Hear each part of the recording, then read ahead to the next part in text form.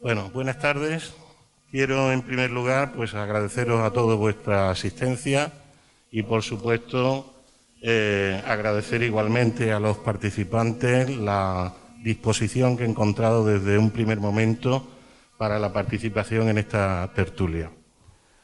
En mayo del año pasado dábamos comienzo a este tipo de encuentros con la primera tertulia dialógica en la que abordábamos el tema de la educación inclusiva.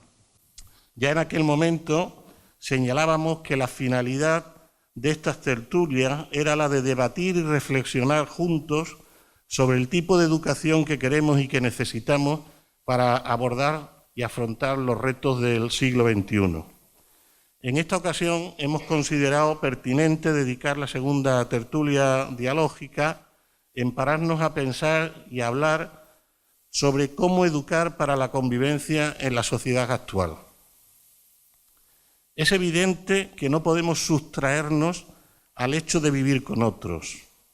Comenzamos conviviendo con aquellos que constituyen nuestro núcleo familiar y conforme crecemos nos vamos incorporando a nuevos grupos que despliegan su actividad en escenarios diferentes. Y en todos ellos tenemos que aprender a convivir. Pero algo no debemos estar haciendo bien. Cuando vemos u oímos a muchos padres, educadores y ciudadanos, en general, cómo expresan su preocupación por los problemas comportamentales de nuestros jóvenes, por la falta de consideración y el desinterés que mostramos por el otro, por el aumento de una violencia gratuita, de unas conductas antisociales y de riesgo que cada vez con más frecuencias aparecen en jóvenes de menor edad. Y todo esto ocurre en una sociedad turbulenta e incierta, en una modernidad líquida, que diría Bauman, en la que se aprecia una crisis en la cohesión social y donde el individualismo marca nuestras relaciones y las torna precarias, transitorias y volátiles. Además, la realidad de un nuevo mundo multicultural nos pone por delante el desafío de hallar una fórmula de convivencia que, además de garantizar los derechos fundamentales, valore positivamente la diferencia. Por tanto, educar en el siglo XXI debe ser mucho más que transmitir conocimientos, que dominar los aspectos técnicos científicos. Implica desarrollar competencias que favorezcan la integración personal, social y laboral de las nuevas generaciones en un contexto social que está en constante evolución. Creo que hay que repensar al ser humano y recuperar la dignidad que hemos ido perdiendo por el camino. En el ámbito que nos ocupa, aprender a convivir constituye, hoy más que nunca, y ya lo dijo Jacques Delors en 1994, una de las finalidades básicas del sistema educativo.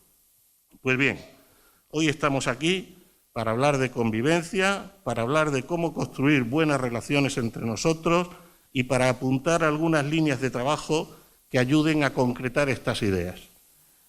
Pues ya sin más, doy paso a Tula, que es miembro del Instituto de Estudios CEUTIE y profesora del Instituto de Educación Secundaria Luis de Camoens, que será la encargada pues, de presentar a todos los participantes y de moderar esta tertulia. Muchas gracias.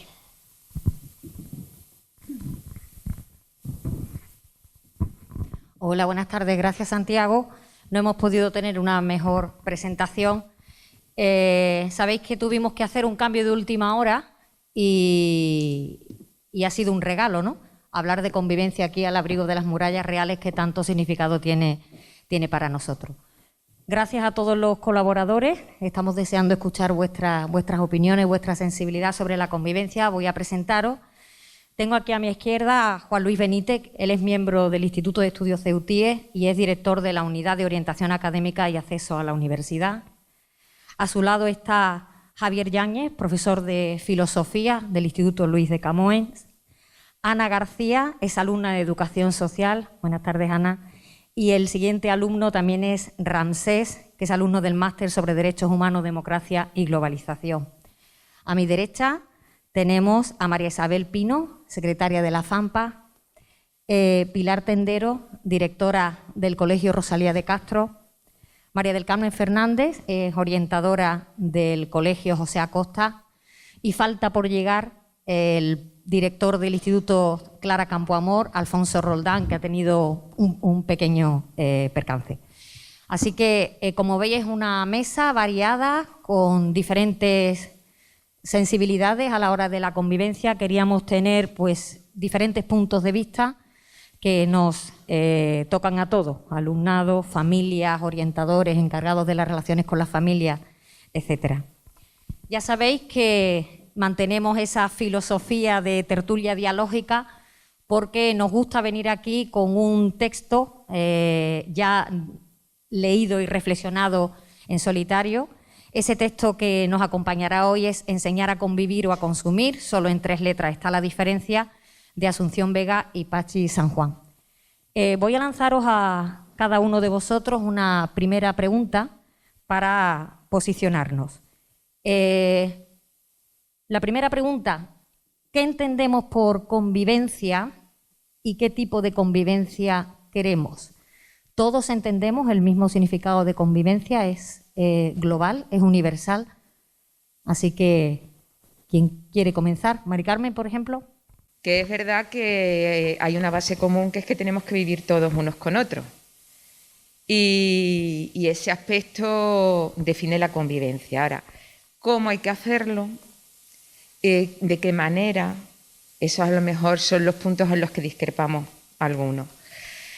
Para mí la convivencia se debe basar sobre todo en el respeto y en la empatía. Yo creo que sin esas 2 cosas es difícil convivir. Y después de ahí ya pues podríamos hablar de muchas cosas, de cómo llegar a eso, y sobre todo desde la escuela y el resto del contexto de la sociedad, que es tarea de todo, y también las limitaciones y los obstáculos que nos encontramos para poder convivir, que muchas veces nosotros queremos una cosa, pero exteriormente van en contra de lo que deseamos. Pili, por favor. Buenas tardes. Primero, dar las gracias a Tula por haber querido contar conmigo en esta tertulia. Y bueno, yo creo que hay un concepto general en el que todos coincidimos y nos vamos a la etimología de la palabra, pues del latín convivere, con es junto y vivere es existir. Pero ya en el diccionario de María Moliner ya encontramos que habla de una relación de unos con otros.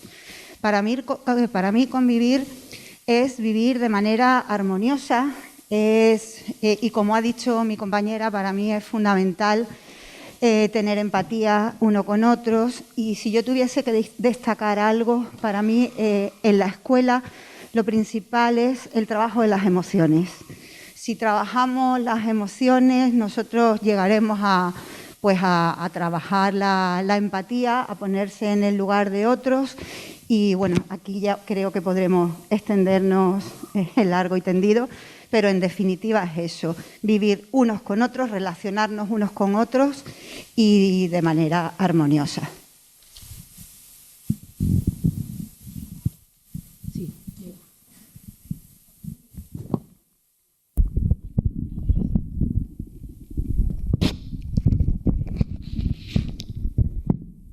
Hola, buenas tardes a todos y a todas.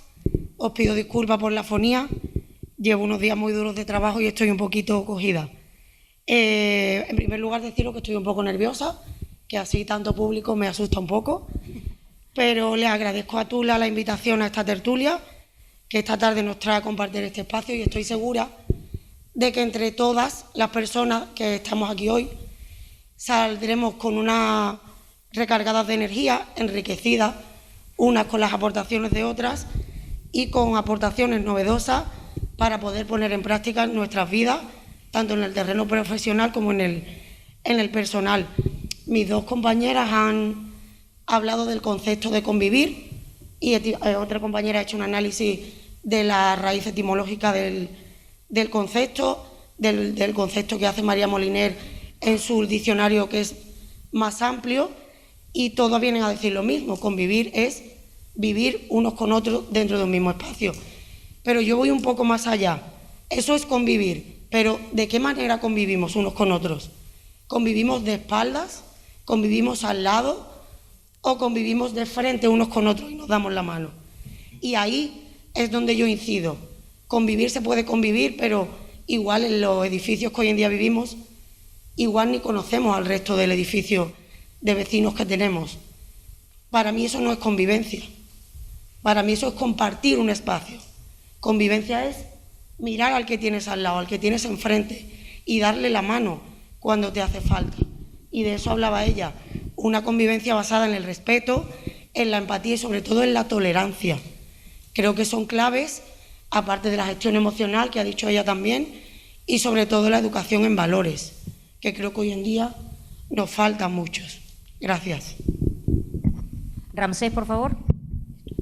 Te lanzo la misma pregunta que al resto. ¿Qué entendemos por convivencia y qué tipo de convivencia queremos para nuestra ciudad? Pues yo pensaba que ibas a continuar así, me has pillado desprevenido. Pero bueno. Estos alumnos... Sí, ¿qué le vamos a hacer? Estamos acostumbrados a las estrategias.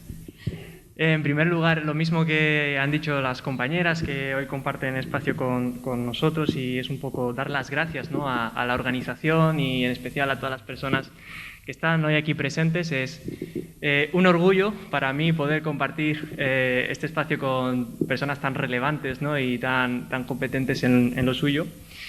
Y bueno, un poco en la línea que comentaban, convivir, tal vez sería oportuno, ¿no?, antes de entrar a valorar qué es convivir, un poco diferenciar conceptos. Lo que hemos estado tratando hasta ahora es un poco más coexistir.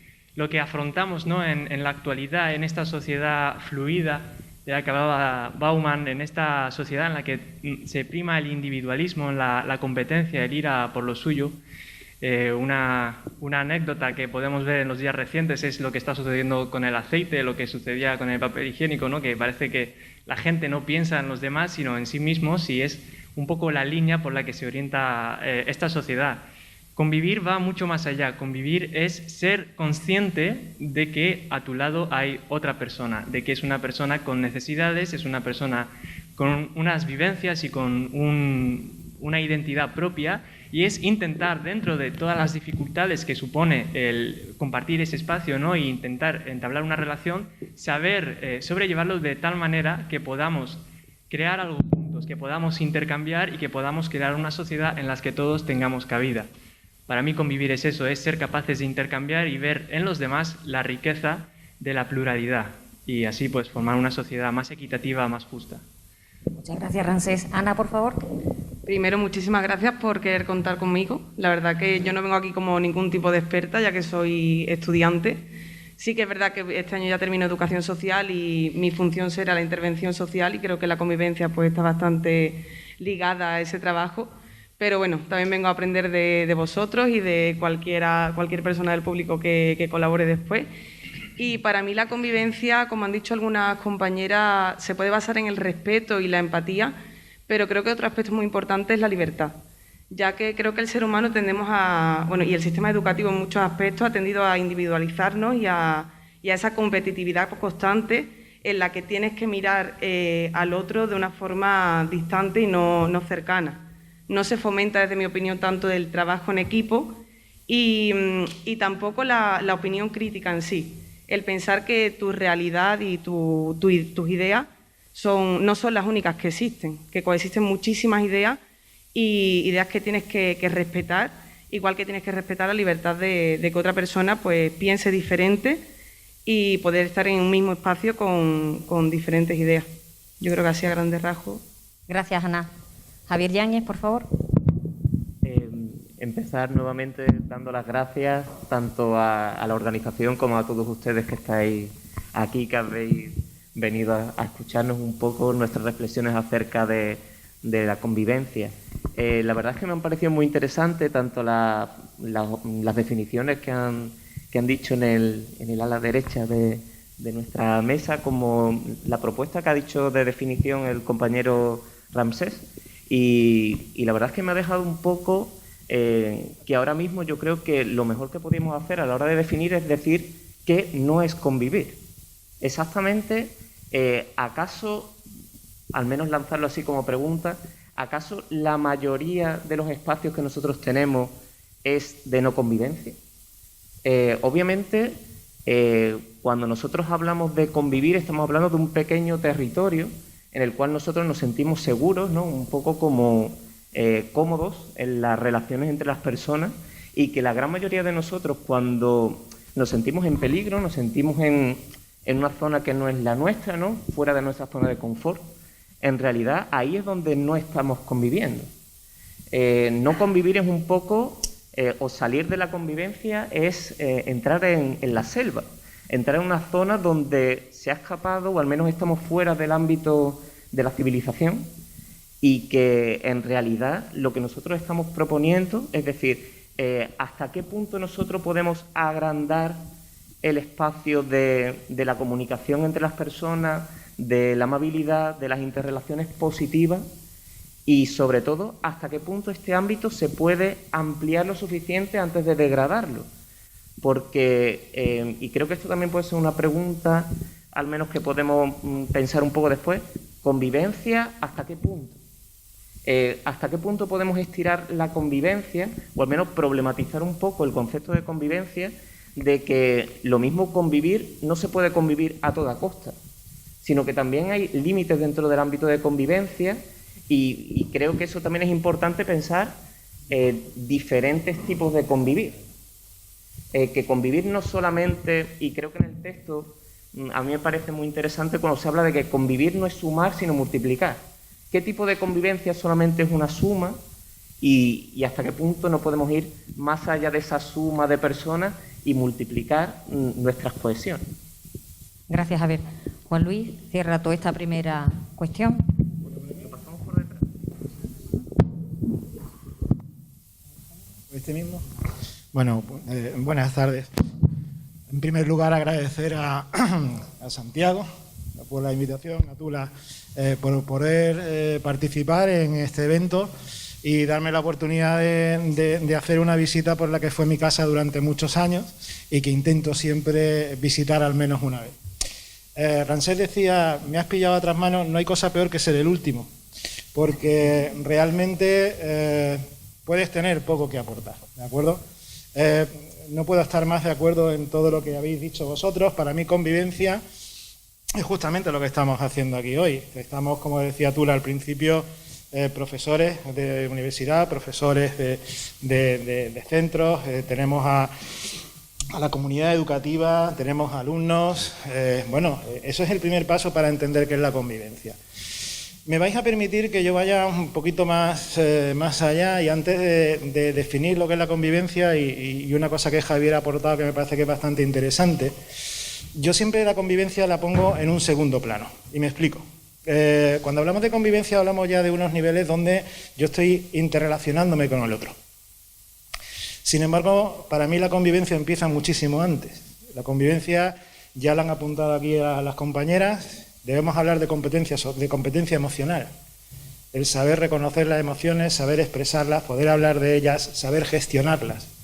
Ese primer paso de competencia emocional me va a permitir dar el siguiente paso a lo que es la competencia social, que es la puesta en marcha de todos estos elementos en servicio de los demás. Hablábamos de empatía, pero no nos olvidemos de otras habilidades como pueden ser la asertividad, el reflejar, que nos permiten el hecho de estar junto al otro, a veces al frente, a veces al lado, pero conviviendo. Y yo me gustaría añadir, además de esta competencia social, de esta competencia emocional, y englobarlo todo en lo que a mí yo lo defino, y si queréis también lo encontramos en discusión de esto de habilidades para la vida, ¿de acuerdo? Donde no nos debemos dejar atrás nunca el componente ético y moral de la persona. Todo eso en su conjunto, y la puesta en marcha o la puesta en práctica, y para eso los centros educativos son los elementos más importantes donde empezamos a conocernos y empezamos ya con unas redes sociales más amplias, es lo que me va a permitir empezar a preocuparme por los demás. Me va a preocupar también en el tema de la convivencia el cómo yo aprenda a tomar decisiones, cómo yo pueda ayudar al otro a tomar decisiones. Me va a preocupar de la convivencia el cómo gestiono los conflictos. Pero Ojo, no los conflictos, y ahí en relación con lo que decía Javier, tengo que aprender también que hay determinados conflictos que no van a ser solucionables y tengo que aprender también a gestionar esa parte con el que tengo enfrente. La convivencia es complicada. Y si la convivencia es complicada per se, imaginemos ya el formar o el educar en la convivencia. Básicamente, para mí convivencia es, si me permitís una reducción, es inteligencia emocional al servicio del otro.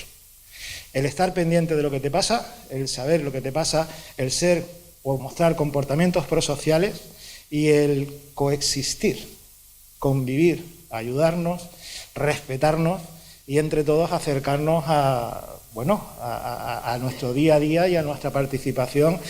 Y también habéis lanzado un momento, una idea que me parece brutal.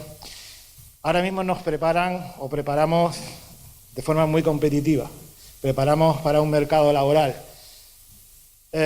Yo sí quisiera que luego lanzaseis la pregunta de por qué en educación infantil trabajamos la convivencia de una manera casi que innata y luego por el camino nos vamos perdiendo, pero eso lo vamos a dejar para después. Por tanto, para mí la convivencia es saber estar al lado del otro, no solamente mirarme a mí, sino ver qué necesita y en qué puedo ayudar al otro. Y eso es muy complicado.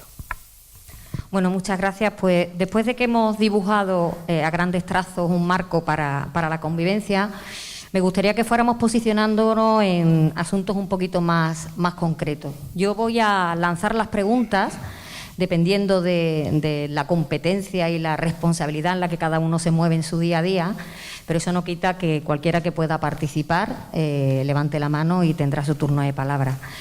Me gustaría lanzar esta pregunta ahora a Alfonso y a Pilar. Ellos son directores de centros educativos, Pilar de un centro de infantil y primaria y Alfonso es de un centro de secundaria, bachillerato y formación profesional. Y luego también te la voy a lanzar a ti, Isa, como representante de padres y madres. Lo que os lanzo es lo siguiente. ¿Es a través de la educación que nos convertimos en personas aptas para la convivencia? Alfonso.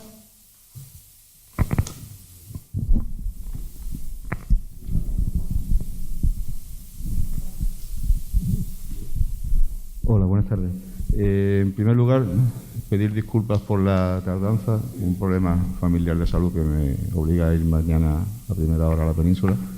Y digo esto porque convivo con vosotros. Estaba escuchando a los compañeros de hablar del tema de la convivencia. Para mí la importancia de la convivencia es que somos seres sociales y vivimos con los demás. Y por lo tanto esto genera conflictos. Estos conflictos a lo largo de la historia se han ido resolviendo de distintas formas. Por lo tanto, para mí, hablar de la convivencia es hablar fundamentalmente de la resolución de conflictos. Desde la educación, al menos en el tiempo que yo llevo, que ya son años, tanto de alumno como de profesor, la solución que le hemos ido dando a la resolución de conflictos que se han planteado en los centros como consecuencia de la ausencia de convivencia casi siempre han sido un carácter punitivo. Es cierto que en algunas metodologías que en su época en el Instituto de Estudios CEUTIE los llevamos a cabo, con técnicas como la de Feriné o con los trabajos cooperativos, pues de alguna manera ese tipo de convivencia se resuelve. Pero hay un hecho fundamental, y es que gran parte de los problemas de la convivencia que nosotros arrastramos en educación provienen del tipo de valores que se transmiten en la escuela. Y con esto no quiero decir que los de ahora sean mejores ni peores que los de años anteriores, pero que son distintos. Y tardamos en la escuela y en los institutos un tiempo a veces demasiado largo en adaptar los cambios sociales que se producen fundamentalmente en el ámbito familiar y que después tenemos que trasladar a nuestros centros. Yo estudié un tipo de familia que no es la que se da ahora, un tipo de valores paternales que son los que no se tienen ahora y por lo tanto me educaron a través de una serie de valores que no coinciden con los que se dan ahora y eso genera conflictos. ¿Cómo los resolvemos? Pues con un carácter punitivo, o sea, la amonestación cuando se da alguna sanción con un alumno o la expulsión cuando se debe, es la única manera que tenemos de resolver un conflicto cuando hablamos de movernos con 1000 alumnos o más de ellos.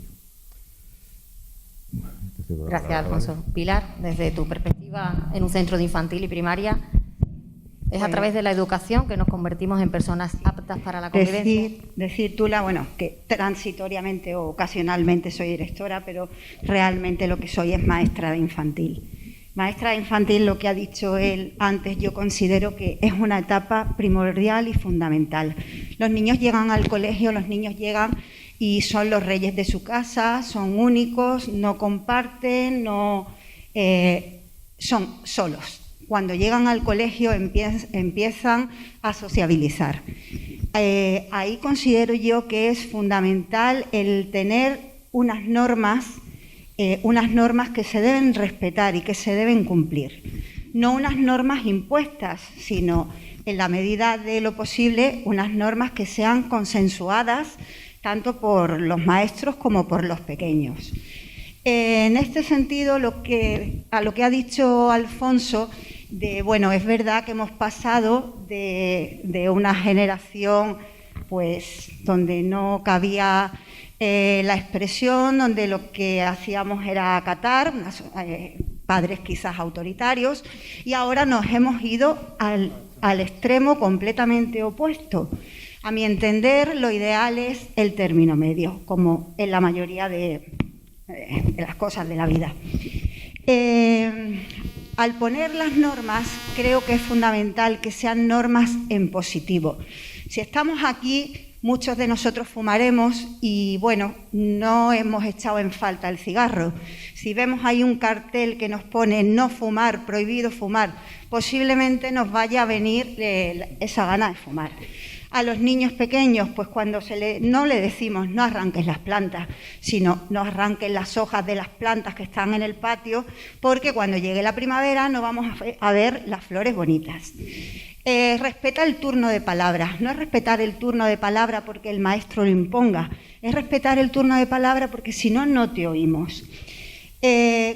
Vuelvo a incidir en la importancia de la educación infantil. Cuando los maestros de infantil, los maestros de vocación, que es verdad que hay que diferenciar entre el maestro que se dedica al magisterio porque tenía que encontrar un trabajo y el maestro que realmente vive su profesión.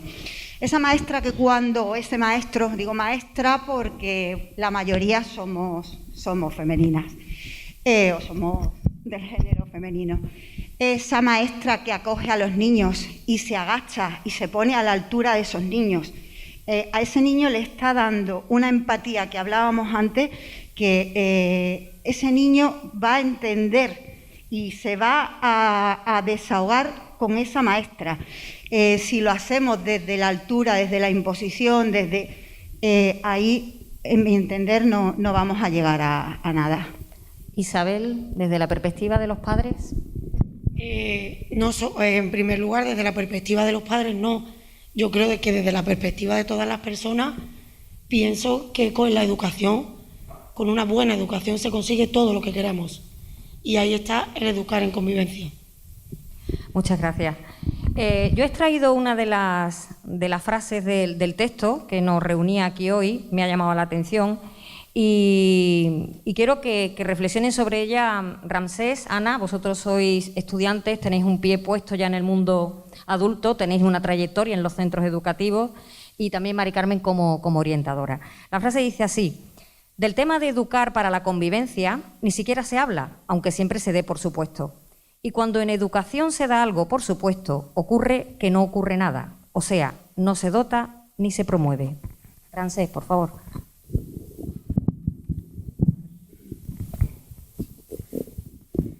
Bueno, pues sí, realmente, como han dicho los compañeros, no, parece que la convivencia, ¿no? Toda la cuestión de aprender a compartir e interactuar con las personas desde un sentido propiamente civilizado, ciudadano, en el que todos intercambiemos cosas, parece que se va perdiendo conforme ascendemos en niveles educativos.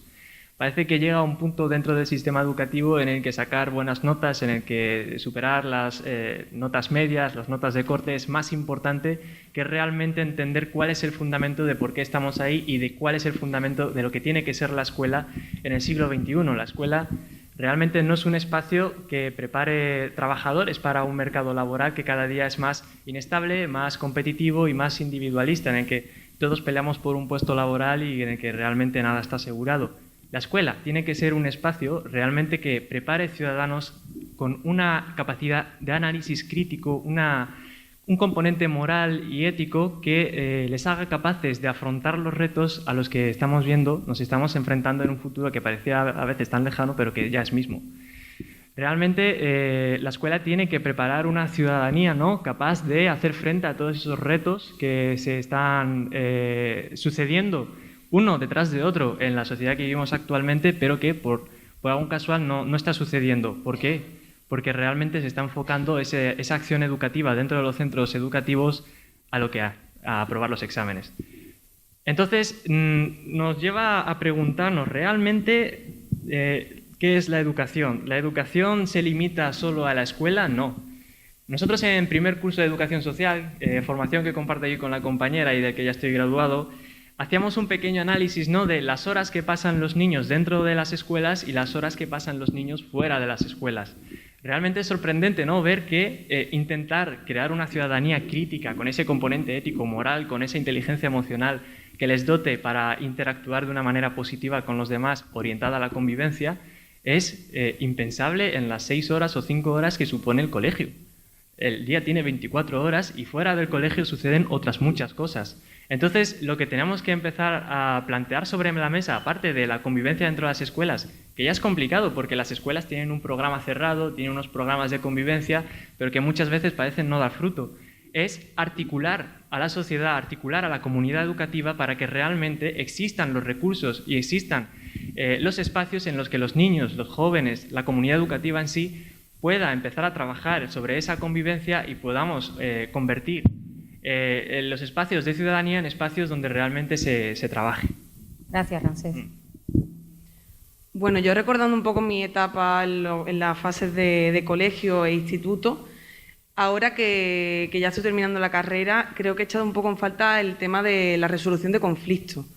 El que siempre se castigue de manera negativa, el que sea un castigo, que dos niños se peleen y haya un castigo en vez de explicar o mantener una mediación entre docentes y obviamente habrá docentes que sí que lo harán en su día a día, pero desde mi experiencia es algo que sí que he echado un poco en falta. También aprovechando que después participará Santos Guerra, recuerdo un artículo suyo hace bastantes años en el que, titulado "La escuela no sirve para nada".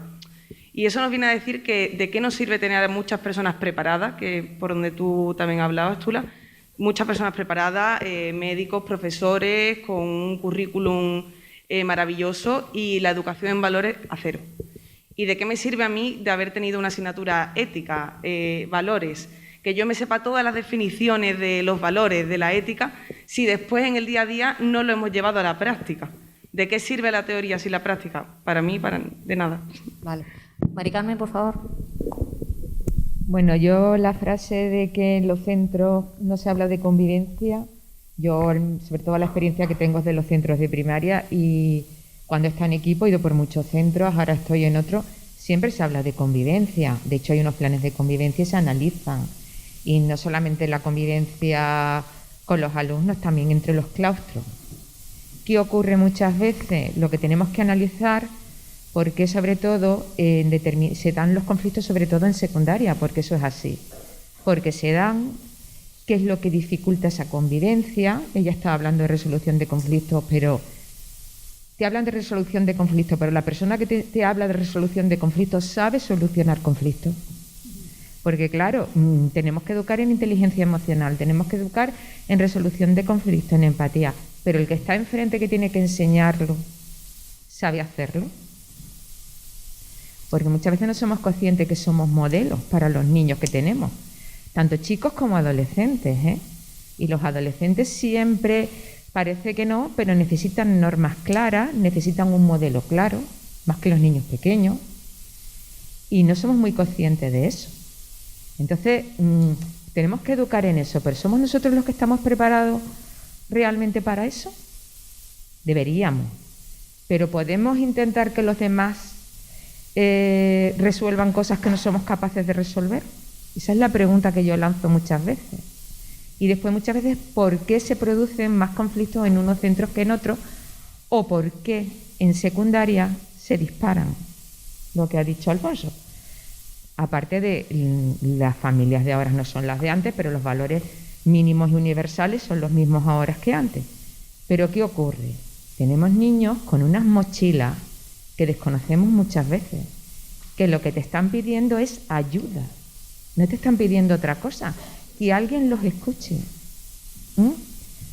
En primaria la resolución es de otra manera, porque el papel del tutor es muy importante. En infantil suelen estar los 3 años con los niños, pero cuando pasan a primaria, la mayoría de la gente, este niño, hay una coordinación. Incluso yo tengo compañeros que se han ido a otros centros y lo han llamado, mira, este niño tenía este problema. Incluso el mismo nivel sabe problemas de otros niños, de otros compañeros, porque el que se iba lo ha puesto en conocimiento de esa persona. Eso muchas veces en secundaria se pierde. ¿Pero por qué? Yo creo que, entre otras cosas, por los macrocentros, y el tipo de estructura de los centros que tenemos. Son demasiado grandes, no hay una acción tutorial, cambia un profesor, cambia otro.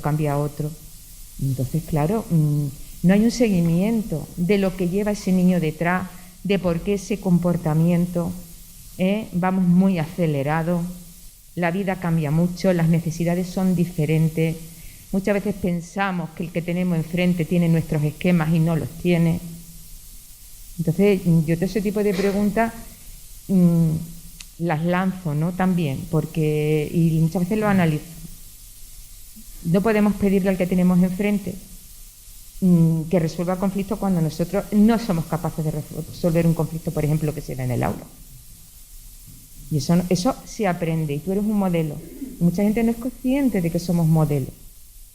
Muchas gracias, muy interesante. De hecho, una de las preguntas que teníamos era esa que tú apuntas, ¿no? Es decir, ¿somos capaces de resolver conflictos o es capaz aquella persona que no se comporta de manera justa y eficaz en su vida particular? Javi y Juan Luis, vosotros pasáis mucho tiempo con gente joven. Tú, como profesor de filosofía en Educación en Valores, tú los preparas para la APEVAU, estás en contacto con ellos. Aquí hemos hablado antes de que parece que sí que tenemos claro cuáles son los pilares básicos que sustentan la convivencia. Se han lanzado términos tan grandes como tolerancia, respeto, autonomía, emociones. Pero quería preguntaros a vosotros, ¿qué factores son los que están dificultando la buena convivencia entre nuestros jóvenes?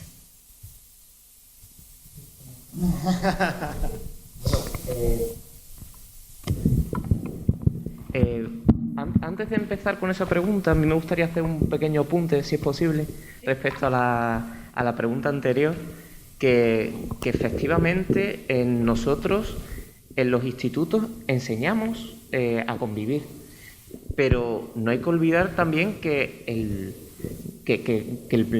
la función primordial de los institutos no es enseñar a convivir, sino que es enseñar conocimientos. Eso yo creo que es una cuestión, o al menos es debatible, pero claramente los institutos están para enseñar conocimiento. Yo tengo de una manera, les comento a mis alumnos de una manera tal vez un poco irónica, les digo, ustedes están en el instituto, el templo de la sabiduría, porque efectivamente nosotros enseñamos conocimiento. El problema, o al menos no el problema, sino que una función secundaria que tiene es que los alumnos en el instituto conviven forzosamente. Es decir, un alumno entra en un instituto, se le presenta a otros 29 alumnos, cada uno con unas aficiones, con unos hábitos, con unas tendencias, y dicen, toma, estos son tus alumnos y vas a estar durante 9 meses con ellos. Y ahí forzosamente tienes que aprender a convivir. Pero al final es una convivencia práctica. ¿Hasta qué punto nosotros enseñamos esa convivencia? Y no es una forma en la que los alumnos están descubriendo por sí mismos su manera de convivir. Una convivencia que, y vinculándolo con la pregunta que me ha formulado Tula, ¿qué es lo que necesita un alumno para su convivencia? Para empezar, ciertos valores que son, en ciertos casos, diferentes. Pero nosotros, a mí me gusta mucho mencionar las 4 virtudes cardinales de los griegos, ¿no? Hablar de prudencia. Hablar de que todos nosotros, a la manera de actuar, que siempre estamos hablando de pensamiento crítico y no tenemos mucha idea de qué es el pensamiento crítico. Estamos hablando mucho de tolerancia, que ya es un término ya me ha aceptado, pero hablar de prudencia, hablar de, en cierta forma, la valentía. ¿Acaso no son esos términos que ya son clásicos, que los tenemos fundamentados dentro de nuestro pensamiento europeo? También formas y tal vez efectivamente son pilares para que unas personas, unos alumnos, aquellos que van a ser el día de mañana personas adultas, concienciadas, tengan un futuro adecuado, correcto y que se sepan valer por sí mismos, estén donde estén.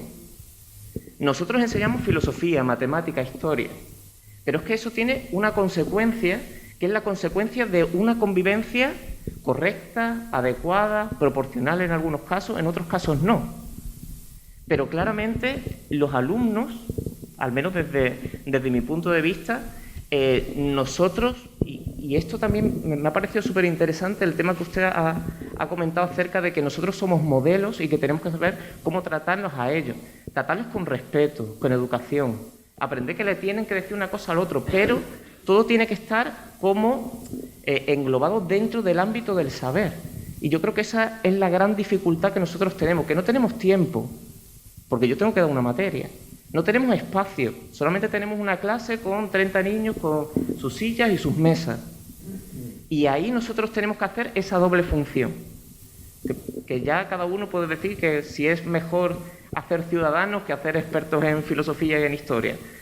Pero efectivamente nosotros tenemos que saber nivelar esas dos funciones, que es muy difícil.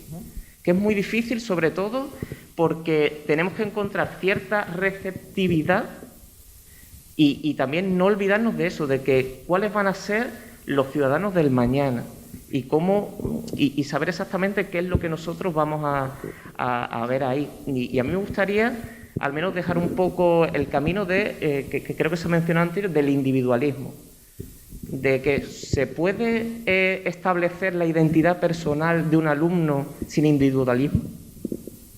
¿Solamente con convivencia se puede establecer una identidad o hay que dejarles también un espacio fuera de la convivencia en ese entorno? Gracias a Dios. ¿Juan Luis? Voy a utilizar este de acá. Están dificultando la convivencia. Si tuviésemos la solución en esa simple pregunta, posiblemente no estaríamos aquí, tendríamos un premio Nobel o algo por el estilo. Es complicado. Lo que estaba diciendo Javier, cuando se produce la crisis de 2008, le preguntaron a uno de los señores que la había provocado, de Goldman Sachs, que había hecho perder miles de millones de dólares a los ciudadanos americanos, y su respuesta fue: pero era perfectamente legal, ¿no? Un tipo muy bien formado, pero que carecía de lo segundo, que es la preocupación de haber dejado en la ruina a millones de familias. Yo entiendo la convivencia y ahí sí discrepo un poco contigo en el sentido de que tenemos que enseñar, hay conocimiento científico, conocimiento técnico, conocimiento procedimental, pero formamos personas. ¿Vale? No me vale de nada un banquero que sepa muchísimo que no tenga esa pequeña alma, o ese médico que está operando a alguien de tu familia y que le dice: mire usted, se ha muerto, no hemos hecho nada, hasta luego. No, mire usted, hay que un poquito de todo. Dificultades. La dificultad es que después de tantísimos años hablando de convivencia y de los planes de convivencia discutimos, pero ya delante de una cervecita, porque los planes de convivencia al final son unos papeles que quedan muy bonitos en muchos centros. Papel lo aguanta todo. Efectivamente. Entonces, para mí es una de las grandes dificultades que a esto no se le haya hincado el diente ya de una manera efectiva y eficaz. ¿Por qué? No vamos a hablar de leyes de educación, ¿vale? Porque si aquí cada uno que llega va cambiando un poquito el aire y la veleta la vamos metiendo hacia una educación para la ciudadanía, una ciudadanía de valores, una no papá. Mire usted, hay cosas que son, digamos, esenciales. Y esas son esenciales, son independientemente de las ideológicas. Y vuelvo a incidir en mi idea de habilidades para la vida. Da lo mismo a la ideología que tengas, que tú tienes que, digamos, tener esas habilidades emocionales, esas habilidades sociales que te permitan actuar con el otro. Dificultad. No tenemos un espacio curricular que nos permita trabajar de forma eficaz de forma directa e intencional, que eso es la educación, ¿vale? Todos los temas que estamos tratando acá. En infantil yo tengo la suerte de trabajar con los más grandes y con los más pequeñitos, y con los más pequeñitos lo hacemos de una forma intencional, transversal, y que la compañera lo ha dicho perfectamente. Cuando estamos diciendo que levantes la mano es para respetar el turno de palabra, pero respetar al que tengo al lado, o el hecho de la escucha activa. Para mí ese es un problema. No hay un establecimiento claro y eficaz, ¿vale?, de digamos, formación en este sentido. Otro elemento esencial, y lo siento porque me voy a pasar del tiempo, la falta de formación del profesorado, que los compañeros también lo han dicho, ¿vale?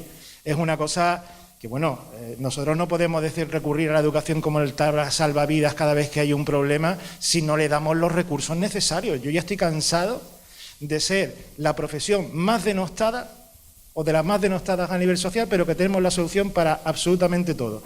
Y si no le damos la solución es que, si es que vosotros no, denos recursos, ¿vale? Formación del profesorado me parece interesante. Y uno de los grandes problemas que siempre estas reflexiones me llevan a término es que fijaos cómo todavía no he encontrado por ninguno de los que estamos aquí un verbo que sea de prevención. Estamos hablando de resolver conflictos que ya se han dado. Estamos hablando de trabajar con personas que ya tienen un conflicto que ya se ha dado. Estamos hablando de personas que vienen con una formación específica en valores, pero que ya están aquí. Cuando la idea que tendríamos que tener es, señores, vamos a pensar un poquito a futuro, vamos a ver cómo articulamos para que esto deje de suceder. Y para que esto deje de suceder tiene que llegar el momento en que a nuestra sociedad, la sociedad está cambiando. Habéis dicho también alguien, como nos criaron a mí o como nos criaron a nosotros, y los modelos, los valores mínimos yo creo que se mantienen, pero la sociedad está cambiando. Pero la ausencia, ¿de acuerdo?, de tener ese marco común, que desde que el arbolito está chiquitito hasta que el arbolito ya va a dar sus frutos, se trabaje de forma efectiva. Y pongamos en la idea de qué es lo que puedo ir haciendo antes y no nos centremos tanto, y los españoles no aprendemos. Cuando salen los orientadores nos colocan en secundaria, que es donde estaba la hemorragia, ¿vale? Vamos a minimizar problemas. ¿Para qué lo vamos a poner en infantil o en primaria, que es donde a largo plazo vamos a poder ver eso? Entonces yo creo que esas son las tres grandes dificultades. El no haber encarado, el no tener una ley educativa que independientemente del color prepare en estas habilidades, y en que nosotros mismos pensemos de forma preventiva en, oye, muy bien, podemos hacer cosas ahora de formación, pero si tú a un chiquito con 3 años ya le vas dando esa formación, en primaria tiene su continuidad, en secundaria tiene su continuidad, en bachillerato tiene su continuidad. Ahora le explicamos a los políticos de turno cómo perdemos X horas del currículum en bachillerato cuando se van a presentar las pruebas de acceso y admisión. Posiblemente muchos de los conflictos que tenemos desaparecerían con el tiempo si desde que el niño es pequeño le vamos dando esa formación. Para mí esa es la gran dificultad. Disculpa. Gracias, Juan Luis. Vamos a visualizar una intervención que amablemente nos ha enviado Sebastián Sánchez, catedrático de Didáctica y Organización Escolar de la Universidad de Granada en el campus de Melilla. Mi aportación va a ser la que se puede extraer de las perspectivas, las investigaciones de la cultura de paz para conocer y explicar e intentar mejorar la convivencia escolar. Esta perspectiva implica, en primer lugar, aclarar el concepto de conflicto, que generalmente se percibe incluso como sinónimo de violencia y de guerra, cuando es todo lo contrario. El conflicto es consubstancial a la vida y, por lo tanto, donde hay vida hay conflicto, y no conozco un espacio donde haya más vida que un espacio escolar. Por tanto, tenemos que aprender a convivir con el conflicto y a gestionarlo de manera no violenta. Es decir, que cuando surjan, porque nos van a surgir continuamente en nuestra escolarización, en nuestra profesión como como docentes, como orientadores, etcétera, pues tenemos que tener en cuenta que esa gestión es clave para construir cultura de paz en los centros educativos como cultura institucional.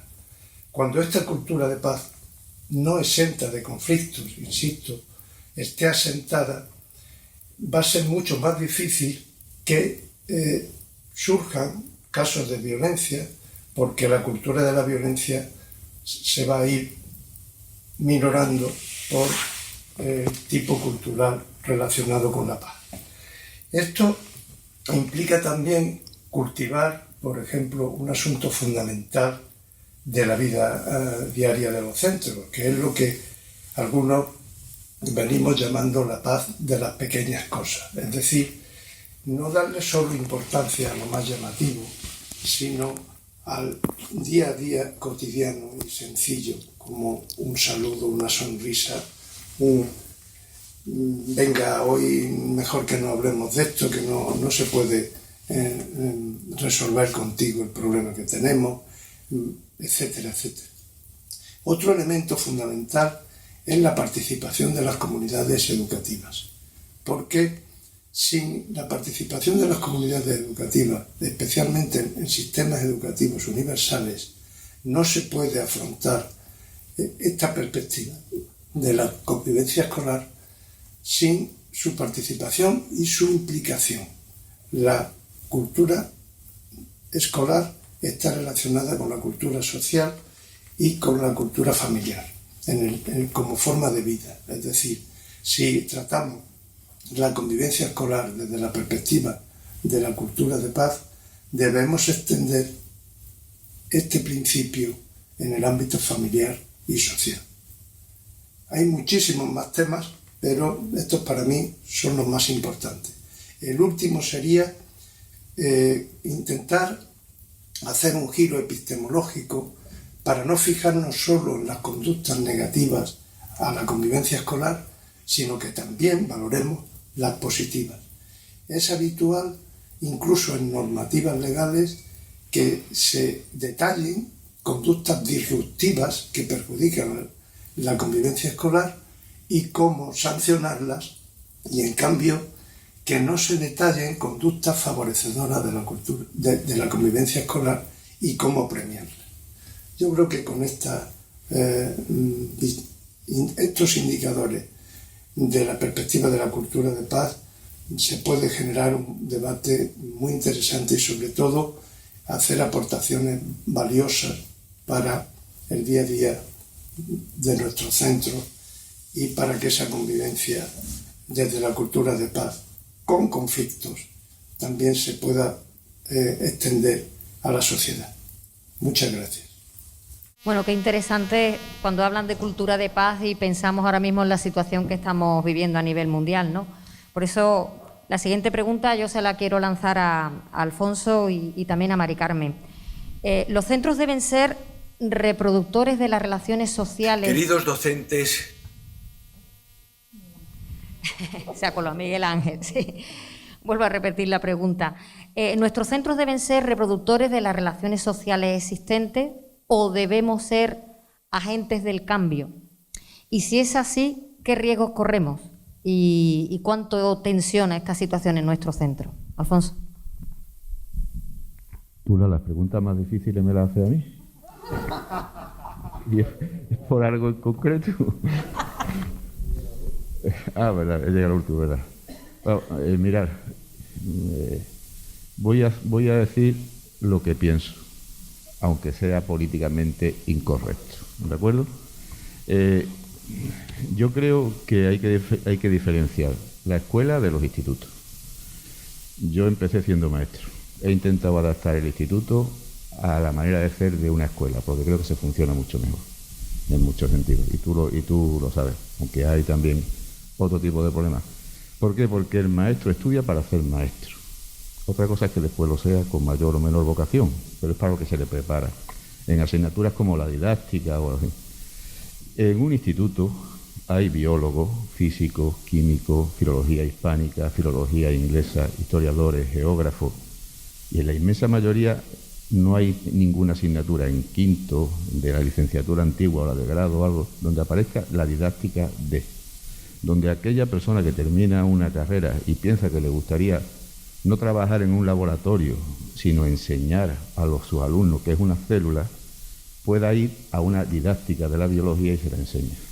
Porque los propios departamentos de las distintas facultades no quieren que la didáctica entre, porque es quitar horas de los que tienen en los departamentos y aparecer. Por lo tanto, efectivamente la formación inicial del profesorado, sobre todo en secundaria, es ineficiente, entre otras cosas porque desde la propia universidad no se facilita el que al menos tengan una asignatura donde diga, si tú te quieres dedicar a la química, puedes prepararte para ello. Además de eso, resulta de que no muchos de los profesores que dan clases en secundaria, digo esto porque es el ámbito en el que vemos, deberían de dar clases secundarias. Pero es muy difícil hacer que un profesor que esté dando clases en secundaria y que por las razones que sean no sea la persona ideal para que trabaje, que no lo esté. Implica muchísimos movimientos y genera bastantes problemas a la hora de conseguirlo. Pero muchas veces no estamos a la altura de la situación que requiere. Y por otro lado, porque nos encontramos con infinidad de problemas que nos vienen dados del propio ámbito familiar donde están. Que cuando llegan, sobre todo, no es lo mismo tratar a un chaval de primero de la ESO que tiene un problema en el recreo de una pelota que le ha cogido un compañero que en segundo de bachillerato recriminaron a un alumno que tiene al lado a su compañera que además es su pareja. Es muy probable que esa persona o ese chaval, si se siente amenazado o algo delante del grupo, pues actúe de una forma de la que generalmente no suele hacerlo. Entonces, nosotros tenemos que resolver muchísimos problemas. Ante eso, yo recuerdo que en su día hubo, pues sacamos a aquellos alumnos que son muy disruptivos y hacemos unas aulas de modificación de conducta. No dieron resultado. No lo dieron. ¿Qué es lo que se hizo? Dar lo mismo, pero poner unos futbolines, unos tableros de ajedrez y tal, y de tal manera lo que se hizo. Después hemos perdido, por la edad, porque no se han dado facilidades, aquellos maestros y aquellos profesores que podían haber sido un referente, porque no eran del partido político que en su momento era el que estaba ocupando el cargo, porque eran políticamente incorrectos, lo hemos dejado pasar, no lo hemos cogido ni siquiera en nuestra ciudad y hemos dicho, ven, tú dedícate a trabajar en esto desde la dirección provincial o desde tal sitio, y están dispersos o jubilados o se han ido perdiendo o algo. Y eso son circunstancias, y después hay otras. No hay manera, desde mi punto de vista, de prevenir un conflicto. La única manera que hay es cómo podemos resolverlo. Yo, ya vuelvo a repetir, cuando trabajamos con 1000 alumnos, cuando tenemos situaciones que van desde la agresión física, yo he estado varias veces en los juzgados, citado, y he tenido que, por situaciones ya de estas, tú no, de momento que yo sepa, ni ha dado resultado la mediación, como decía antes la chica, aunque sea lo idóneo, ni ha dado tampoco resultado el premiar en vez de castigar, como hemos hecho algunas veces en el centro en el que tú y yo hemos compartido, y al final termina amonestando, llamando al padre, y cuando ya las circunstancias te son imposibles, pues teniendo lo que excusar. La diferencia que había antes, que el maestro o el profesor, como decía antes el profesor de universidad, era un referente. Yo recuerdo que entré en el instituto y me echaron a los 10 minutos. Tengo que decir que no fue culpa mía, pero como era el más bajito, al delegado, que era el más alto, dijo, eso al más chico, que este seguro que no me da problema. Y yo soy del último año de bachiller y entré con 10 años. Y mi padre no me dio explicaciones, que el padre está. Mi padre me la dio antes y después. Y ahora no tenemos ningún tipo de autoridad. Entonces, entre que la formación que nos llega, sobre todo en secundaria, no hay. La dificultad que tenemos cuando decimos, mira, esta persona igual no es la idónea, sería conveniente plantearte tal, es muy difícil hacerlo. Y la variedad de problemas que nos llegan es muy grande. Y además tenemos la cantidad de alumnos que tenemos. ¿Qué otra cosa podemos hacer que sancionar? ¿Es lo ideal? No.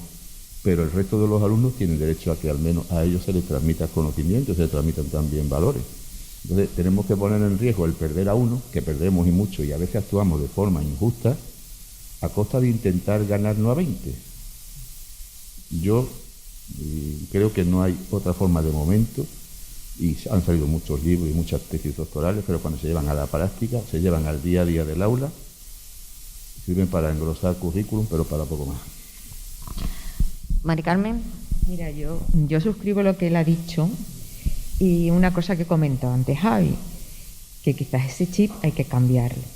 Es que en los institutos tenemos que instruir. No. Tú instruirás en FP, en enseñanza no obligatoria en bachillerato, pero en la obligatoria, hasta cuarto de eso, tú tienes que formar, enseñar y formar, no instruir. El problema es que siempre vamos pues sin tiempo, sin espacio y con la presión de la administración, que hay que dar el currículum. Bueno, tengo que terminar el libro de texto, no dar el currículum, porque esa es otra, la tiranía de los libros de texto. Que eso es otro tema y otro debate. Pero nosotros mismos nos creamos las presiones y muchas veces cuando hay que parar en un momento determinado delante de una clase, no paramos, porque yo tengo programado esto y lo tengo que dar. Eso no ocurre en primaria, pero esos son esquemas mentales del profesional y de la formación que tiene y que sabe dónde está y lo que está haciendo.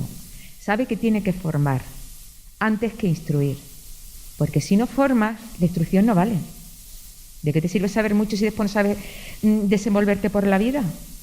No sabes trabajar con un jefe tirano, no sabes todas esas cosas que nos encontramos. Entonces, ese chip en secundaria hay que cambiarlo, que es lo que tú te referías, Alfonso. La gente piensa que tiene que ir a instruir, a enseñar, cosas que después no valen para nada. Porque de verdad, yo ahora no sé de una raíz cuadrada, os digo la verdad. Mira qué habré hecho. Entonces hay otras cosas, el mundo está cambiando y que incluso enseñar a aprender. Y también lo que tú te referías, que somos agentes de cambio, claro que somos agentes de cambio continuamente, porque somos un modelo. Estamos delante de gente que se está formando, que tenemos que formar y somos modelos para esas personas. Personas en formación, que muchas veces, no me voy a extender mucho porque son casos particulares, situaciones de niños con muchos conflictos, pero niños también enfermos, necesitados de medicación. Entonces es muy fácil echarlo, ¿no? Aquí hay que gastar todas las medidas, aquí hay que esperar, hablar con un médico, tener paciencia. Si hay que sacarlo de la clase, se saca. Después lo que él dice, no se han hecho bien tampoco las cosas con programas de modificación de conducta. La modificación de conducta no vale. Son programas de reestructuración cognitiva. Se hacen siempre, se agrupan a los que no tienen las habilidades, cuando los grupos tienen que ser heterogéneos. En esos grupos, para tú trabajar habilidades y modificación de estructurar cognitivamente, tienes que tener gente que sepa hacerlo y que no sepa hacerlo. Y que cogemos a las que tienen problemas de disciplina, las metemos en una clase e intentamos transmitir cosas que no. Luego es que tampoco se hacen las cosas bien, porque el mismo sistema tampoco nos ayuda, ni nos deja, Bien, bueno, queda muy claro, ¿no? Yo al menos así lo entiendo, que la situación en los centros de infantil y primaria y en los centros de secundaria pues son diferentes, ¿no? Entre otras cosas porque nos encontramos, como decía Alfonso, con centros de 1000 alumnos y la convivencia ahí se enreda muchísimo, sobre todo porque los chicos también están generando ellos sus propios cambios vitales, ¿no? Llevamos un tiempo aquí en la tertulia hablando de la responsabilidad de la escuela en la educación. Isabel, estás aquí representando a padres y madres. Yo creo que la pregunta es obligada para ti, aunque luego alguien pueda tomar la palabra. Estamos hablando de qué puede hacer la escuela en la educación, pero ¿y las familias? ¿Educan para la convivencia las familias? No añoramos muchas veces, y hablo ahora como docente, esos puentes entre la familia y la escuela. Pues mira, para contestarte a esa pregunta, ¿las familias educan para la convivencia? Sí y no. Evidentemente, algo educarán, porque si no, no estaríamos hablando aquí de problemas de convivencia, estaríamos en una guerra continua. O sea que aunque haya una falta generalizada de valores, a las familias educan para la convivencia y en otras cosas más. Y no, ¿por qué? Pues porque la familia, al igual que a la educación en los centros educativos, le falta formación al profesorado, le faltan espacios, no hay tiempo para formarse en educar para la convivencia y en otras muchas cosas. Nos hemos preguntado si las familias, los padres, las madres, saben hacer todo esto, o que aquí yo creo que muchos y muchas somos padres y madres Cuando tuvimos el niño o la niña, nos dieron un libro o una tesis doctoral o una investigación de cómo ser padre o ser madres. Entonces yo creo que también tenemos que, evidentemente creo y apuesto mucho por el enfoque preventivo, que decía José Luis, ¿no? Juan Luis, porque si la planta la plantamos, que lo decía mi abuela, una señora muy mayor, el arbolito desde pequeñito, si tú la plantas y desde pequeña la vas enderezando, luego igual cuando llegamos a la secundaria no nos encontramos con esos problemas. Yo creo que es fundamental, ¿no? Es de vital importancia que el centro educativo, al igual que en infantil, las madres estamos allí en la puerta del colegio esperando a los niños que salgan con una alegría inmensa. En primaria eso va desapareciendo, en secundaria ya es totalmente inexistente. Nos tendríamos que preguntar por qué, si donde más conflictos tienen los niños es en secundaria. ¿Qué conflicto va a tener un niño de 3 años en un aula? ¿Empujarse al de al lado? ¿Quitarle el juguete? ¿No compartir? Como ha dicho antes la compañera. Los problemas reales surgen a partir de los últimos cursos de primaria y secundaria. ¿Qué les pasa a las familias? ¿Por qué no se acercan a los centros educativos? ¿O por qué el centro educativo no abre las puertas a la familia? ¿Por qué se pierde ese contacto? Sí, es interesante.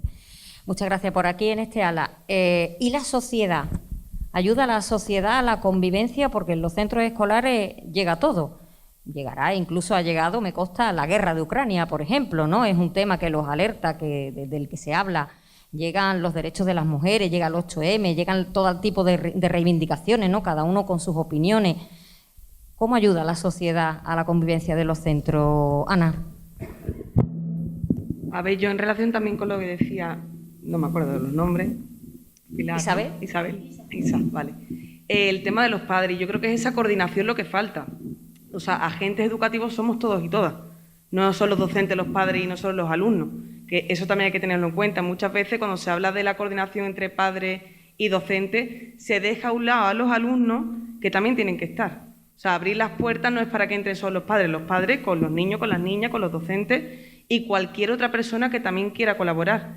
En ese aspecto yo creo que los términos como ciudades educadoras sería muy interesante de llevarlo a cabo. Sé que es muy complicado, sé que... Y bueno, los mismos docentes sabréis que lo mismo para vosotros, el colaborar con las familias tiene que ser complicado. Yo no lo sé porque no soy docente, pero creo que eso hay que seguir reforzándolo, hay que seguir implantando algunas políticas educativas que tengan muy en cuenta eso, la colaboración de todos los agentes educativos.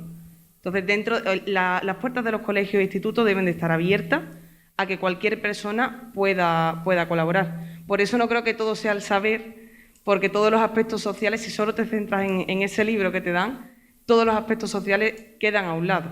Y creo que para formar tanto a personas técnicas, también hay que formar a ciudadanos y ciudadanas. Por lo tanto, creo que todos debemos de participar. Javi, tú que pasas todos los días con los chavales, te vuelvo a repetir la pregunta. ¿Qué pasa? ¿Cómo nos protegemos de la sociedad? ¿Cómo nos afecta a la hora de la convivencia en los centros educativos?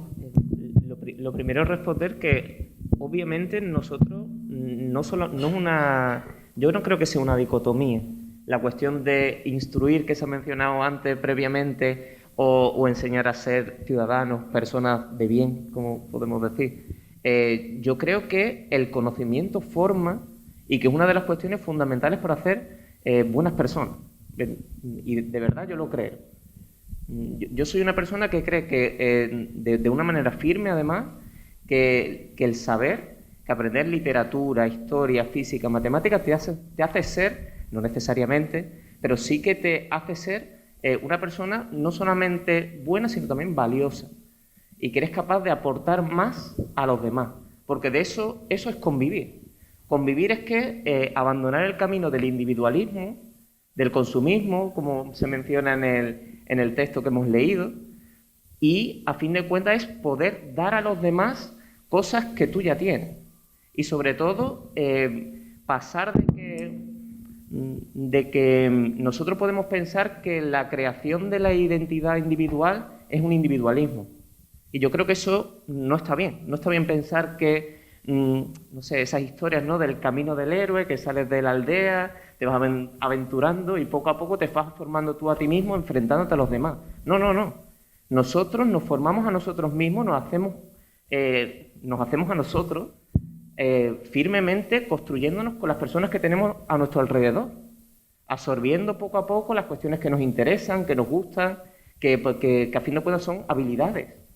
Y poco a poco nos vamos haciendo nosotros gracias a los demás, gracias a las personas que tenemos a nuestro alrededor. Y eso incluye, obviamente, la historia del conocimiento.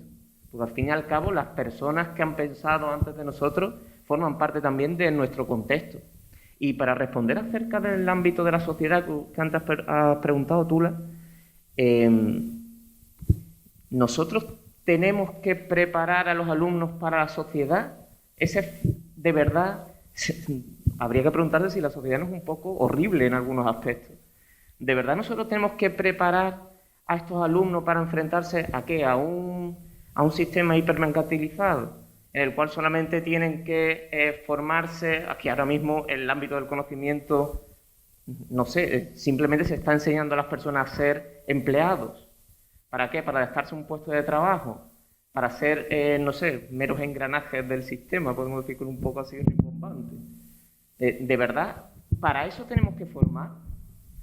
Y entonces, ¿qué hacemos? ¿Formamos a los alumnos para que sean buenos elementos del sistema, siendo la sociedad esto que nosotros estamos diciendo, o al menos teniendo aspectos que son negativos?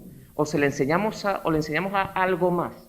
Y por lo tanto, a no ser tan buenos engranajes dentro de este ámbito. Y yo creo que esa es la pregunta que nos tenemos que hacer. ¿De verdad tenemos que adaptar a los alumnos a convivir en una sociedad que lo mismo no nos gusta tanto? A ver, Ramsés te está mirando con interés y creo que tiene ganas de participar. Ramsés. Es que, no sé, se han dicho muchas cosas interesantes y realmente me hubiera gustado empezar a participar antes, pero bueno, ahora nunca es tarde si la dicha es buena. Yo creo que lo que se ha dicho es muy interesante y es muy interesante en muchas y diferentes perspectivas. Se ha hablado aquí un poco de las limitaciones, ¿no?, de las escuelas y de los institutos y toda institución educativa para preparar a los estudiantes, a esos chicos y chicas que asisten a nuestras aulas para después ser agentes ciudadanos en una sociedad en constante cambio. Yo creo que es verdad que las escuelas tampoco pueden aspirar a ser el centro en el que se produzca toda la educación que tiene que preparar a los alumnos para todo lo que va a venir en el mañana. Es que la sociedad es mucho más grande, no se limita solo a las escuelas. Están las familias, están las comunidades, están las comunidades de vecinos, está la ciudad en sí, que es un organismo vivo que fluye y que tiene muchos recursos que pueden ayudar y que pueden colaborar, ¿no?, en esa convivencia de la que estamos hablando aquí. Las escuelas, los profesores no son los únicos responsables y no son sobre los que tiene que caer toda la carga de conformar a los ciudadanos del mañana. En ese sentido estoy un poco a favor de Javi, ¿no? Voy a ser aquí abogado de... creo que es cierto que los profesores, los maestros tienen un currículum, ¿no? Tienen que cumplirlo, tienen que darlo, tienen un libro que les dicen que tiene que llegar hasta el tema 12 porque es así como está en el programa. Y creo que en ese sentido es agregarles una responsabilidad además y además tienen que hacer toda la parte de la convivencia que se puede incluir, ¿no? Porque es verdad que el conocimiento forma ciudadanos, pero es siempre necesario esa parte de la convivencia. Por eso creo que las escuelas, como agente de cambio, también tienen que adaptarse a los cambios. Hay una frase muy célebre que también hemos escuchado mucho en la carrera, que es una educación del siglo XIX en escuelas construidas en el siglo XX para conformar ciudadanos del siglo XXI. Y es verdad. Y es que la sociedad ya no está limitada solo a los profesores, ¿no? Hay muchos otros agentes de cambio, hay muchos otros profesionales que también están muy preparados para estar dentro de las escuelas y para ayudar a conformar ciudadanos que estén dispuestos a esa convivencia. Hablo aquí en nombre de los educadores sociales que representamos en cierto modo, pero también hablo de los psicólogos, hablo de los orientadores. Hay un departamento de orientación en cada escuela, en cada instituto y en cada centro. Pero sin embargo no se hace un uso apropiado de ellos. Yo creo que todos esos recursos se pueden aprovechar. Y por bajarlo un poco a esto, creo que las escuelas en ese sentido tienen que tener ese respaldo político que les dote de los recursos y les dote de la flexibilidad para poder desarrollar todo eso y para contar con los recursos necesarios para estas cuestiones. Y en este sentido creo que Ceuta es una ciudad también muy particular, ¿no?, en ese sentido, porque además los conflictos que se generan muchas veces en los institutos están fuertemente ligados a un conflicto de identidades culturales y sociales que proviene de juntar a diferentes grupos sociales, a diferentes grupos socioeconómicos en un mismo espacio. Son chicos y chicas que provienen de diferentes contextos que en muchos casos están bastante cerrados y que tienden a encontrar conflicto dentro de los espacios de los institutos porque tampoco hay una buena política que en cierto modo respalde esa gestión de conflictos. Creo que lo que tiene que suceder es que la transición entre la escuela y el instituto en Ceuta, que es muy peculiar porque hay diferentes identidades socioculturales que conviven o coexisten, mejor dicho, porque actualmente no hay una convivencia como tal, haya una transición que permita que los institutos, aparte de no estar tan sobrecargados, que las ratios sean menores, que haya más profesorado y más profesionales dispuestos para todo esto, haya esa transición en la gestión de esos conflictos, en la gestión de esas identidades que nos ayuden a sumar y a multiplicar, como estábamos hablando. Vamos a continuar en esa línea, pero antes vamos a visualizar el vídeo de Miguel Ángel Santos Guerra, que ha tenido pues, el gusto de responder a nuestra llamada. Yo creo que es bien conocido, él ha estado en Ceuta recientemente, él es catedrático emérito de Didáctica y Organización Escolar de la Universidad de Málaga, y creo que su mensaje está muy relacionado con ese debate que tenemos aquí entre aprendizaje y enseñanza o convivencia. Vamos a escucharlo. Queridos docentes, queridas docentes, soy Miguel Ángel Santos Guerra, catedrático emérito de la Universidad de Málaga.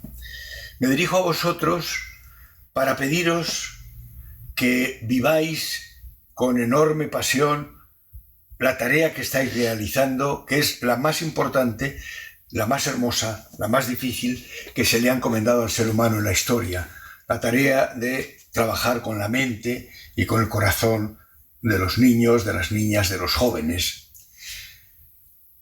Si todo el conocimiento que aprenden los alumnos y las alumnas en las escuelas sirviera para cómo dominar, explotar y engañar mejor al prójimo, más nos valdría cerrarlas.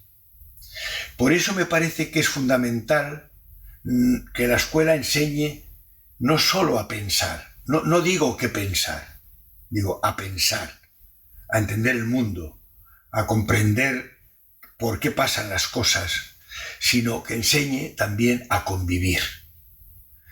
Esto es lo fundamental, que aprendan a convivir, que aprendan a respetar la dignidad de todos los seres humanos, sea cual sea su raza, sea cual sea su religión, cualquiera que sea su condición sexual. Y a respetar la diversidad enorme que existe entre las personas.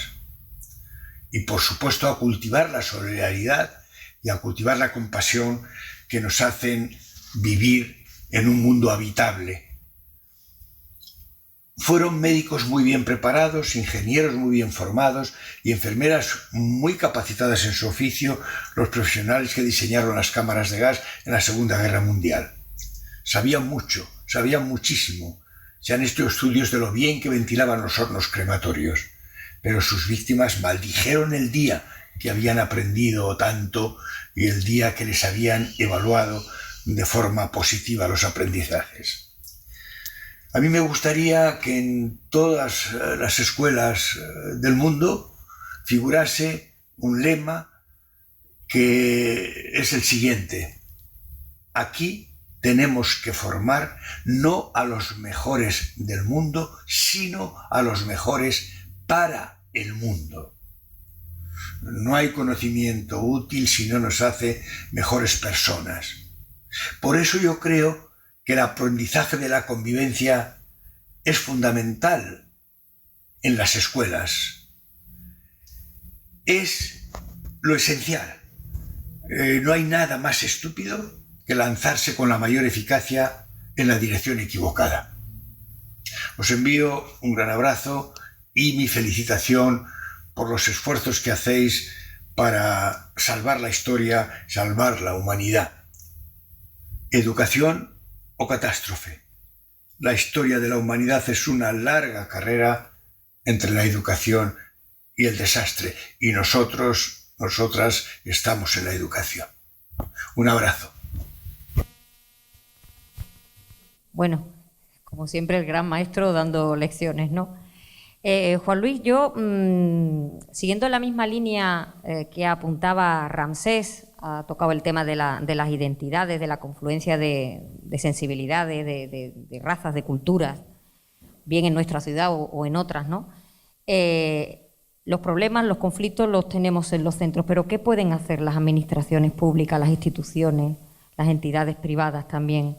Porque no deben quedarse al margen, ¿no? No deben quedarse al margen. ¿Qué podemos hacer? Mira, cuando estabais antes hablando y te has tirado al barro, pero total y absolutamente chapó por ti, porque eso daría como para hacer una tertulia única.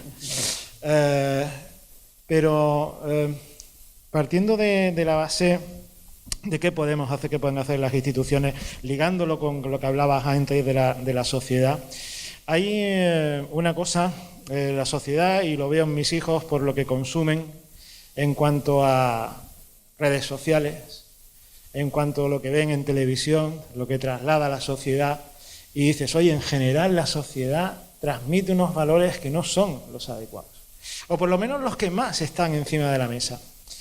Hilando con tu cuestión, hay una cosa que a nosotros nos gusta hacer, que es el aprendizaje y servicios.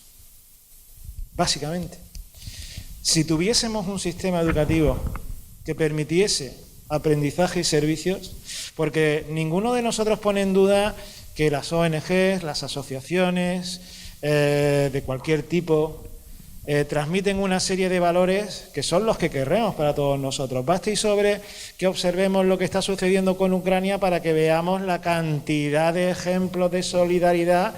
Ostras, tenemos que esperar a esos niveles como para mostrar eso en el día a día. ¿Realmente somos capaces de hacerlo? ¿Por qué no siempre? Instituciones, políticas educativas claras que permitan el no estar constreñidos, como decían las compañeras de los centros, a simplemente dar un currículum para simplemente formar en contenidos y en conocimientos. Establecer por parte de las instituciones educativas y por tanto legislativas los espacios como para que podamos trabajar, y ya lo decía antes, con el alumno, independientemente de la ideología, formar en determinadas habilidades para la vida. El establecer metodologías activas de aprendizaje en secundaria y en bachillerato, de aprendizaje y servicio. En la facultad, y aprovecho para saludar a mi amigo Antonio, se han hecho cosas de aprendizaje y servicios de las cuales se podrían extrapolar a los centros de secundaria. Instituciones, Universidad de Granada, a la que ahora mismo represento, hay una parte que es transferencia del conocimiento. Es nuestro tercer rol. Tenemos la educación, tenemos la investigación y tenemos que transferir el conocimiento.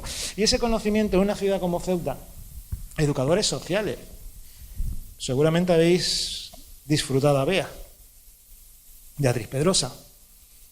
Le vamos a enseñar a Beatriz Pedrosa cómo hacer cosas desde la universidad en los centros educativos o en centros no educativos, el proyecto del CETI, por ejemplo. Eso es transmisión y eso es lo que tenemos que hacer todas las instituciones. Las legislativas, estableciendo marcos normativos que nos permitan trabajar, recursos que permitan trabajar con los profesionales para que aprendan a hacer también las cosas, unir elementos de centros educativos de secundaria con universidad, nos enriquecemos seguro siempre, ¿vale? Y básicamente el que podamos trabajar en pro de, sin olvidarnos de las familias, ¿vale? Porque las familias que decíamos, y me la apuntaba aquí, bueno, ahora me he quitado la gafa, no veo, pero decía, las familias delegan excesivamente en el colegio, en el centro educativo. Las familias han quitado autoridad a los centros educativos. Las familias tienen las puertas abiertas en los centros, el problema es que no quieren venir. Y luego entraríamos en qué tipo de familia. Pero yo, por no extenderme más, espero haberte resuelto lo que yo pienso que tendrían que hacer las instituciones. Yo voy a dejar ya el turno de palabra en este último tramo abierto porque estoy convencida de que entre el público, y lo veo, hay personas muy, muy implicadas en el tema de la convivencia en un ámbito u otro. Así que, en principio, intervención libre de los miembros de aquí de la mesa y del público, por favor, levantad la mano. Tula, yo quería hacer una reflexión. Estamos hablando de convivencia y estamos hablando de resolución de conflictos, pero no sé si nos hemos planteado que muchas veces somos los maestros o los docentes el origen de los conflictos. Un niño que viene al colegio, que bueno, pues porta, como ha dicho mi compañera, una mochila, trae por una serie de circunstancias, porque todos somos nosotros y nuestras circunstancias, los niños no van a ser menos. Y bueno, un niño un día X pues tiene un mal comportamiento, una provocación hacia un compañero o hacia la maestra, y la maestra ese día, bueno, pues tiene un mal día o por X motivo, bueno, pues esa compañera llega a la sala de profesores, en la sala de profesores cuenta porque fulanito ha hecho esto y lo otro y más acá y más allá. Al que está en la sala de profesores, uy, pues es verdad, conmigo la semana pasada también hizo esto y esto otro y tal y cual. Ese día, eso, bueno, en el mejor de los casos se da en la sala de profesores, porque también puede ocurrir en el cambio de, o sea, cuando sale el de inglés y entra el de lengua y están haciendo ese comentario o esa reflexión en voz alta delante del resto de los compañeros. A ese niño, queramos o no, se le está poniendo una etiqueta, se le está tildando.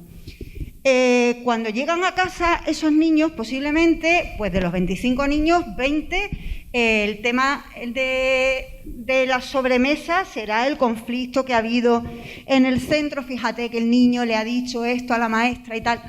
Entonces yo creo que muchas veces evitar, porque no porque el maestro evite, pierde autoridad, sino todo lo contrario. Yo siempre digo a la gente joven que llega al centro, nosotros no podemos ponernos al nivel del alumno, porque el nivel del niño, el niño va a llegar a un nivel, te va a perder el respeto, tú no puedes perder el respeto al alumno. Y muchas veces creamos nosotros mismos los conflictos, o creamos o tildamos a ese niño que, como he dicho antes, por diversas razones, pues no es el alumno que todos querríamos, o es un alumno que tiene problemas familiares, que quiere llamar simplemente la atención porque tiene una falta de afecto en casa y no estamos ayudando, estamos colocándole esa etiqueta y ya ese niño, que ese comportamiento esporádico en otro especialista había pasado desapercibido, pues ya llama la atención y ya es como que el niño tiene que seguir mostrando ese rol que ya nosotros le hemos puesto a él. Y en cuanto a lo de, bueno, educación y formación, para mí, como soy maestra, comparto con ellos, para mí la formación y la instrucción, o sea, son partes de la educación. Yo no entiendo una educación sin una formación. Y esa era mi aportación. Sí, no, lo que dices es muy claro, que evidentemente proyectamos nuestras emociones en los centros educativos. Yo no sé, a mí me gustaría, ya que contamos aquí con el servicio de inspección, Jornatán, sí, me gustaría conocer tu opinión sobre todo esto que estamos hablando. Ya que pasabas por aquí. Claro.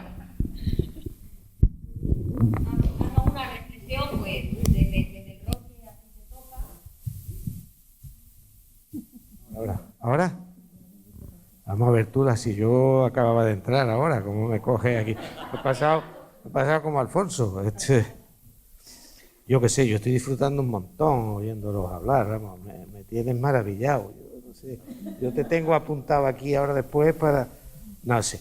Bueno, estoy totalmente identificado con las posturas que estáis manteniendo desde la experiencia, vosotros que estáis en el día a día, un poco la reflexión de Juan Luis, de lo que se está haciendo. Nosotros, desde la profesión que yo ejerzo, es que aquí hay 2 versiones o 3 en mi cabeza, como mínimo, ¿no? Por no deciros 300, pero lo vivimos día a día con una intensidad tremenda, todo el tema de la convivencia, lo que habéis planteado de lo que era nuestra educación antiguamente, pues fijarse, puedo ser aquí ahora mismo uno de los mayores, entonces pues, ¿qué pasa? Que tengo una visión de la convivencia y de su evolución. Habéis hablado siempre, aquí habéis hablado ahora mucho de las familias y tal, y de los padres, y de los padres, y de los padres, y tenéis que meter a los abuelos. Yo estoy en esa franja también ahora. Estoy en esa franja y tenéis que meter, Alfonso, como siempre, tilda con un criterio muy bueno de decir, bueno, es que hemos perdido a aquella gente. Es que eso es fundamental. En las culturas de las naciones y de los pueblos tiene que haber un sello de identidad que lo muestra la gente más antigua, los indios viejos, a los que hay que acudir para pedir consejo, porque nos dan idea de la evolución de la humanidad. Entonces, esto es fundamental. Los modelos de escuela que habéis planteado pues son así, es la realidad. Decir otra cosa, pues es verdad que no sería real. Nosotros siempre estamos en una posición ideológica de lo que piensas, de lo que las normas te indican, de lo que nosotros tenemos que hacer, y al final es muy complicado resolver todo lo que habéis estado planteando. Es enormemente complicado, porque ahora estamos viendo nosotros, como padres, a los que hace muy poco tiempo eran nuestros alumnos, y los estamos viendo. Estamos recogiendo frutos. Y ahora, como ciudadanos, pues estamos viendo también cómo ha sido la evolución de nuestra cultura. Y comentaba Juan Luis lo de los medios informáticos que tenemos a nuestro alcance, las redes sociales y todo esto, ¿no? No sabéis eso, lo que nos genera. Y desde luego es un problema muy importante. Yo podría estar 7 días aquí utilizando el micrófono que me habéis dejado, porque a lo largo de la experiencia en mi profesión pues tengo múltiples batallas que podría contar, como tú muy bien has definido, desde mi perspectiva de profesor, desde mi perspectiva fundamentalmente de inspector de educación, ¿no? Y podría aburriros con ellas, pero muchas son repetitivas y no se cansan de aparecer y cada vez aparecen con más violencia. No habéis planteado la otra vertiente. Yo me he quedado ahí un poco descabezonado porque digo, ¿y la violencia? Nadie habla de la violencia. Santos Guerra ha apuntado un poco la violencia, ¿no? Es que la violencia está ahí, y está en las aulas, y está en la calle. Se está quemando diariamente en Ceuta un vehículo o dos. Se lo venía yo diciendo a Juan Lu por el camino, que llevamos todo el día juntos, ¿no? Y se lo venía diciendo, es increíble, pero está ahí, y forma parte de la sociedad de Ceuta. Y ahí nos podíamos inspirar también. Yo, como resumen, por no aburriros mucho, apostaría a 2 conceptos básicos que están unidos, poner delante el que queráis. Al concepto de libertad y al concepto de educación. Ponerlos como queráis. ¿Quién conduce a quién? Esto es fundamental. Si no trasladamos esto a las aulas, si no trabajamos de verdad, desde todas las perspectivas, desde las perspectivas de los conocimientos, estoy de acuerdo contigo, pero solo en parte. Estoy de acuerdo contigo que la persona que lee, que estudia, que tal, es una persona que se forma, que cada vez mejor y que tiende a socializarse y a comportarse bien. Pero también es verdad que eso solo no es suficiente. No nos podemos quedar escondidos detrás de esa imagen. Hay que acompañarla, sobre todo en los niveles que son obligatorios, donde están todos. Es que hoy están todos. Unos porque están y otros porque realmente continúan, aunque no tuvieran que estar. Y tenemos pues a toda la población durante un número de años importante. Por tanto, si utilizamos esos 2 conceptos de libertad, la libertad nos tiene que llevar a la educación y la educación a la libertad. Y con esa libertad ser respetuosos al máximo unos con otros. Esto se está convirtiendo en una soberbia dificultad. Yo con mi edad analizo mi juventud, mi infancia y vengo hasta aquí y me quedo muy sorprendido de muchas cosas que estoy viendo. Además vengo de otras culturas también, muy próximas, 13 kilómetros, pero parece increíble, 13 kilómetros, 14, 18, pero aquí muchas son repetitivas y adornadas por esa, esa simbiosis de gente que convivimos y que estamos más o menos próximos, pero a lo mejor no demasiado cerca en cuanto a la convivencia. No sé si me he enrollado demasiado o no, pero creo que es la manera con la que yo veo esto. Visto desde el punto de vista administrativo es muy complicado. Nos invade el problema, nos ocupa. Hay una compañera mía que está sentada aquí, está al fondo, y que está recién llegada a la ciudad de Ceuta, y hablábamos el otro día precisamente de estos temas. Es decir, al final los acosos del sistema educativo se traducen en la administración central que tú me pides que hable, que realmente al final el acosado somos nosotros, los que gestionamos, pues porque Se abusa del sistema, se abusa, se le aprieta, es garantista, nunca se termina, no sabemos hasta dónde, que todos son derechos, todo el mundo los quiere hacer valer, como es lógico y natural, y nos lleva a un tiempo infeliz, con una multitud de informes exagerados. La mayoría nos están engañando, no nos dicen la verdad. Es muy complicado. Se meten por medio los centros, los orientadores, los tutores, los que instruyen los expedientes, nosotros pidiendo papeles porque tenemos que argumentar, porque hay una casuística que a mí no se me había dado en otros sitios, pero sí se me está dando en Ceuta, y con muchísima frecuencia. Es que la gente aquí va al juzgado. Se ve que como está muy cerca de la dirección provincial, pues ya que están allí, oye, es verdad, podéis reír, pero es así. Ya que están allí, bueno, pues ya que paso por allí, pues mira, pues.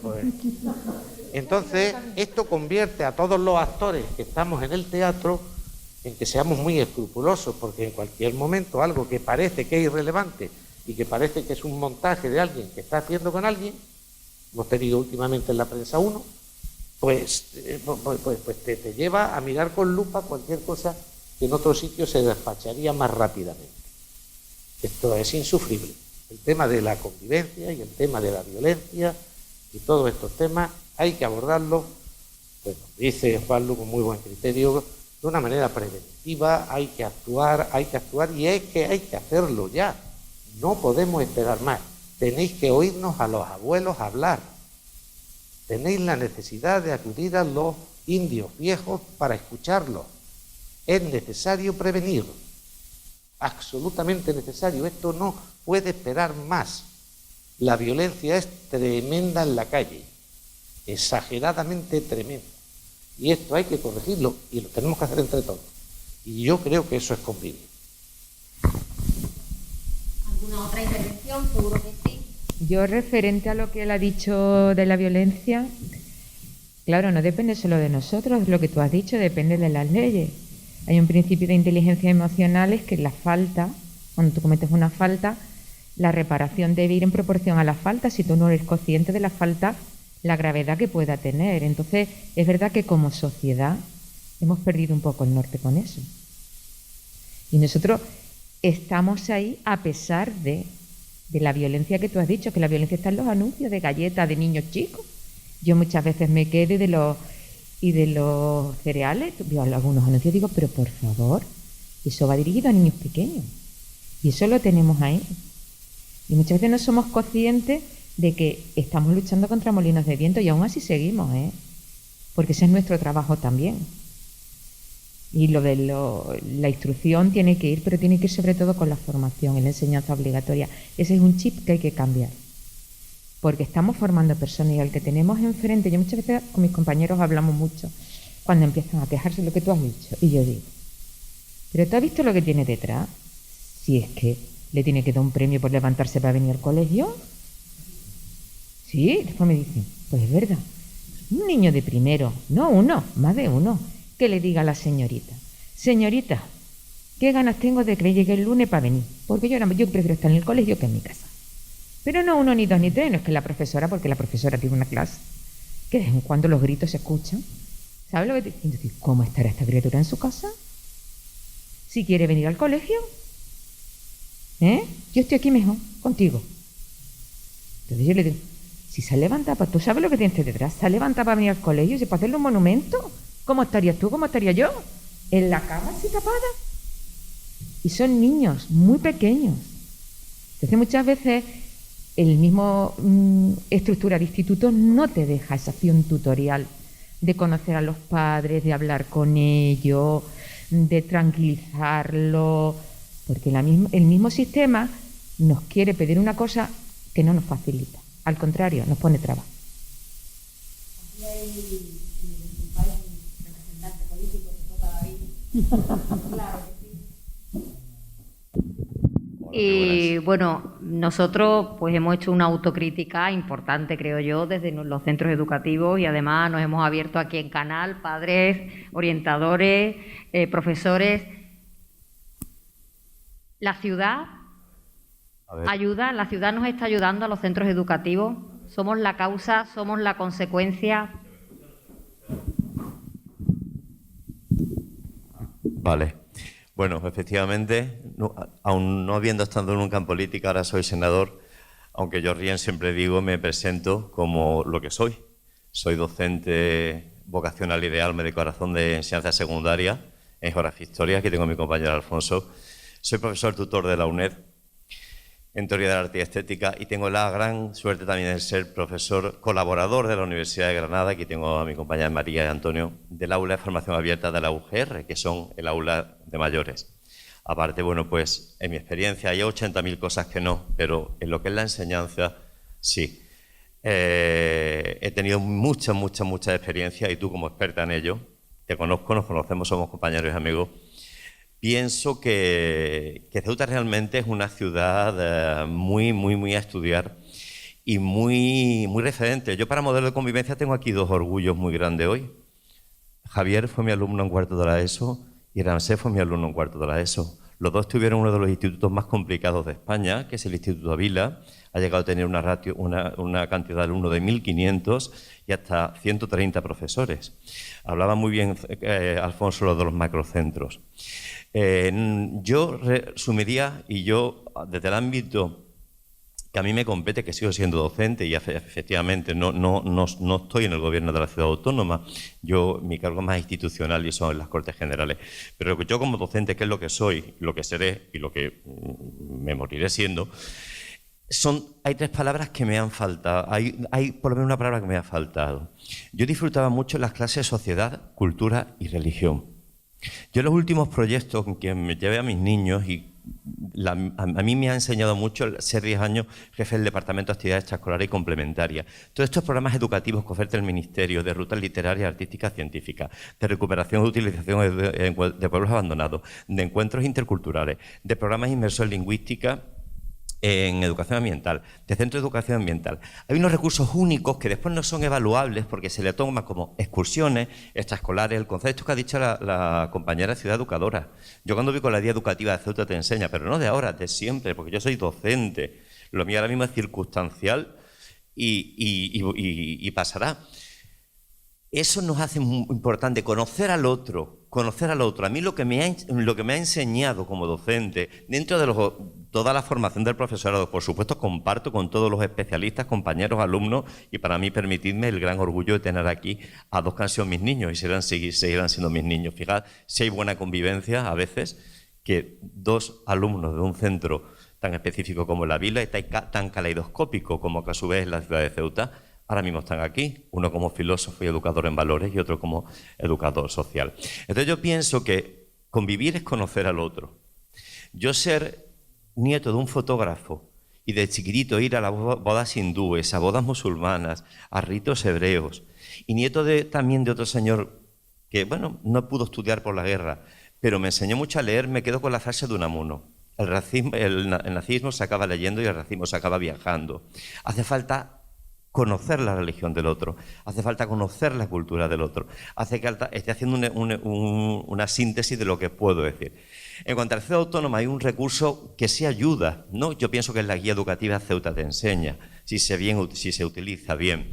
Hay una ruta, la ruta de los templos, yo es la que hice, es el último proyecto que hice con mis alumnos de un segundo de la ESO bastante complicado, muy monolítico en el aspecto religioso, era un curso que venía del Colegio Reina Sofía, y yo vi que les hacía falta conocer mucho del otro que no era o de su barrio, de su contexto sociocultural. Como decía Ramsés, estoy intentando coger pinceladas de todo. Y bueno, yo intenté aunar, ¿no? Antes de convivir, las tres religiones, ¿no? del libro, ¿no? El judaísmo, el cristianismo y el islam, y empezamos a hacer un proyecto ahí, que al principio eran muy reticentes, sobre todo a modo icónico, a modo de visita a otros templos, y al final resultó siendo verdaderamente maravilloso. Yo pienso que hay muchas oportunidades. Tengo la gran suerte de que, vuelvo a decir lo mismo, siempre digo el dato 80.000, no sé por qué digo 80.000, pero 80.000 cosas que en las que no. Pero educar para mí es lo más maravilloso. Y en la vida he puesto un parte, y si me las he tenido que lidiar con situaciones muy complicadas. Pero yo sí soy optimista, sí soy idealista, e independientemente de lo que ha dicho el señor inspector, todos, porque es que yo aquí he aprendido y comparto, pienso que la misma fisonomía de la ciudad, eso no lo estudiamos. La ciudad de Melilla es más, abraza más. Al abrazar más, hay más no coexistencia, sino interculturalidad. La ciudad de Ceuta es una ciudad más alargada, como la antigua ciudad lineal. No funcionó ese modelo de ciudad, porque no se convivía. Pues nuestra ciudad tiene muchas particulares negativas, pero otras muchísimas positivas, que sí nos ayudan a convivir. Y para mí, el mayor orgullo, vuelvo a decir lo mismo, no solo es tener a compañeros, a compañeros de todos los ámbitos, sino a tener aquí a 2 alumnos míos que ya son compañeros, que ya son docentes y te demuestran que realmente sí tenemos herramientas, pero que hay que ponerlas en práctica. Y con respecto a la política, ya termino con esto, me dijeron mis alumnos solo una cosa: profe, tú eres maravilloso, por favor no te conviertas como los otros políticos. Entonces yo cada vez que tengo una intervención me hago la idea de que estoy en el aula y digo, me voy a acordar de mis niños, que es la mayor encomienda que me han dado. Muchísimas gracias. Juan Luis, yo creo que... Sí, no, porque me encanta varias cosas de las que se han dicho aquí, ¿no? Y me voy a quedar con lo último porque, comparto contigo la idea de que tenemos que tener la buena predisposición de conocer al otro, el interés por conocer al otro. Yo llegué a Ceuta con 3 añitos en el 76, ¿vale? Ya podéis echar las cuentas de mi edad sin problema. Yo convivía con amigos musulmanes, con amigos judíos, con amigos hindúes. Era un crisol maravilloso. No nos costaba trabajo, lo hacíamos de una forma natural. Porque lo que yo sí estoy echando en falta hoy en día es quizá esa permeabilidad a que yo pueda conocerte y tú quieras conocerme. Ese encierre de guardar la idiosincrasia propia, y donde quizás antes yo haya visto una cosa que digo, ostras, que yo llevo muchos años trabajando en inclusión y quitando aquello de la integración, porque me parece que no te tienes que adaptar al sistema, sino el sistema dar vuelta. Pero choco muchas veces con esa historia.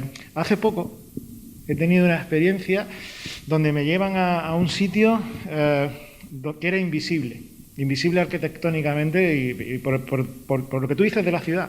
Y es otra de las cosas que venía hablando con Jonathan. Yo cuando llego a vivir a Ceuta, vivo en la barriada Juan Carlos I, ¿vale? De la barriada Juan Carlos I empiezan ya a cambiar el nombre, todos conocen el nombre de la Pantera. Progresivamente mis padres se van mudando hasta que termino aquí en Sana. Y dice, oye, ¿por qué?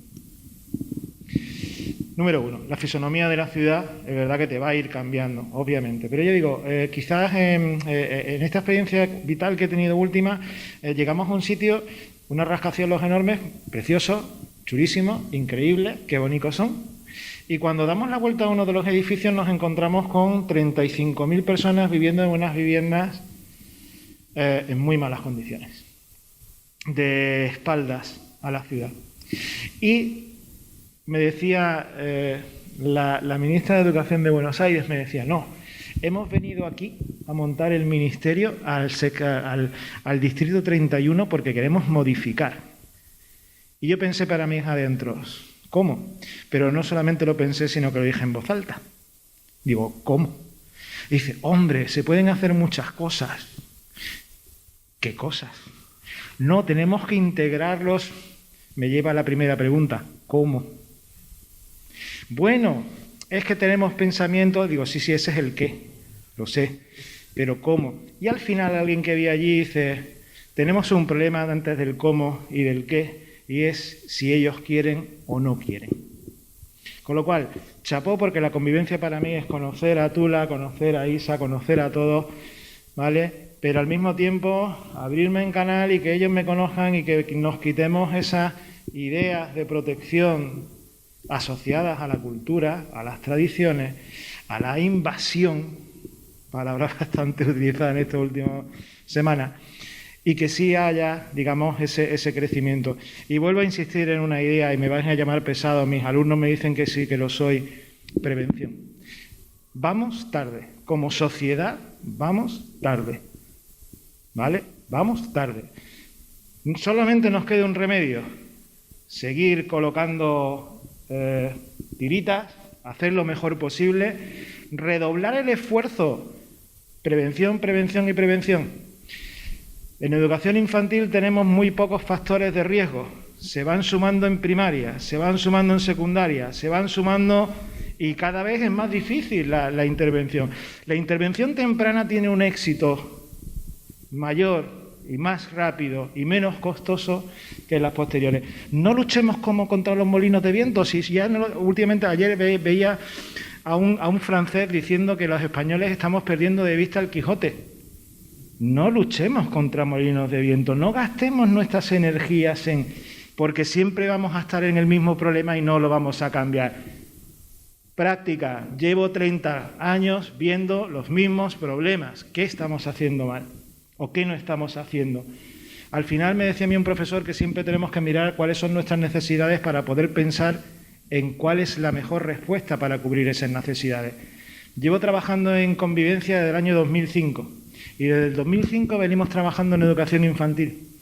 En educación infantil hemos intentado pasar a educación primaria hasta que nos chocamos con la realidad del currículum y de que no tenemos un espacio para trabajar esto. Digo, sí lo tienen, señores, se llama tutoría. Y la tutoría está para muchas cosas. Si no tenemos esa hora en el currículum, si no tenemos imbuido en el currículum todas estas habilidades para la vida, utilicemos la tutoría, que está para eso. Y no la perversión que me vais a permitir, por lo visto, desde fuera que tengo yo, desde la tutoría, simplemente en la educación que estoy viendo de mis hijos.